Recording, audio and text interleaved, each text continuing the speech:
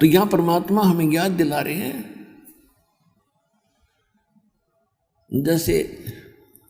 अपने निजी साथी को कोई कहता है ना कि कोई प्रॉमिस करके और भूल जा, तो उसको कहते हैं अच्छा भूल गया उन बातों को, देख उस दिन क्या कह रहा था तू। तो परमात्मा हमें क्या याद दिलाते हैं कि उस समर्थ की रीझ छुपाई, अब कुल कुटुंब से राता, गर्भ के अंदर बचन भरे थे, कहाँ गई वो बाता। अब आके देख हमारे सामने कैसे रो रहे हैं भगवान, हमें समझाने के लिए, भांग उतारने के लिए, नशा उतारने के लिए। कहते हैं जब तू रो रहा था, नरक में सड़ रहा था, ऊपर जेर लिपटी थी तेरे मवा सारा पेट में, सांस नहीं था तेरा और दम घुट रहा था,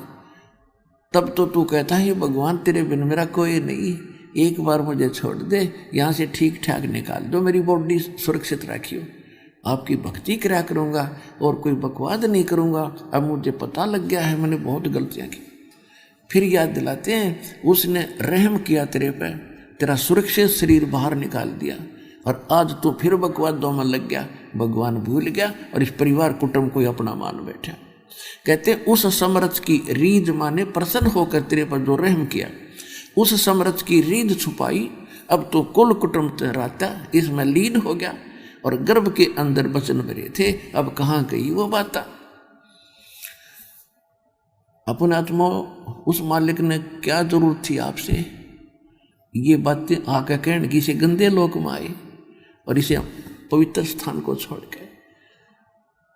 तो वो अपना बाप है और आप क्या समझ में ना रही है हमारा पिता कौन है। हम पिता मान बैठे इस काल ने, जो हमारा दुश्मन है,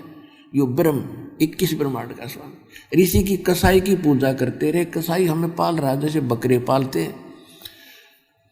ये भगवान ने आके बताया अपनी प्यारी आत्मा धर्मदास जी को, धर्मदास तुम जिसको भगवान मान रहे हो यो तो कसाई है, ये 1 लाख मानव शरीरधारी प्राणियों को रोज खाता है और उसके लिए तुम्हें यहाँ सुविधा दे रखी है। अब देखो जब तक हमने ज्ञान नहीं था हम 100 गुण गाया करते इस परम पिता की, क्योंकि आस्था भगवान में थी और आत्मा निर्मल थी, थोड़ा सा भी कोई राहत दे देता हम उसके 100 शुक्र मनाया करते और इस भगवान की रहमत को देखा करते थे कि कैसे सुंदर पृथ्वी बनाई है, कैसे सुंदर दिन रात बन रहे हैं, समय दिन में काम करो रात को विश्राम करो, कैसा बढ़िया दया कर रखी भगवान ने, कैसे सुंदर मेवे हैं और फल हैं, कैसी बढ़िया कनक दी है, कैसी जड़ी बूटियाँ दी हैं और कैसी सुंदर हवा चल रही है और कैसा निर्मल झरने बह रहे हैं, नीचे से पवित्र जल दे दिया भगवान ने, कितना शीतल, गर्मियों में ठंडा रहता है और सर्दियों में गर्म निकलता है। तो हम ये सोचा करते भगवान के कमाल का है ये। अब पता चला कि ये सुविधा इस काल ने हमें किस लिए दे रखी है, बड़ा रहमत वाला लगता था और फिर याद भूल जाते थे कि किसी का बेटा मर गया, किसी की बेटी मर गई, परिवार का परिवार नष्ट हो गया। तो वहां जब अकल काम करे नहीं थी कि यूं कहर क्यों टूट रहा, फिर कई फ्लड आ गए हैं, कभी सूखा भूखा मर रहे हैं, कभी सूखे से मर रहे हैं। अब माल्य के इस तत्व ज्ञान की रोशनी से हमें दूर तक दिखने लग गया, दूर तक दिखाई देता है।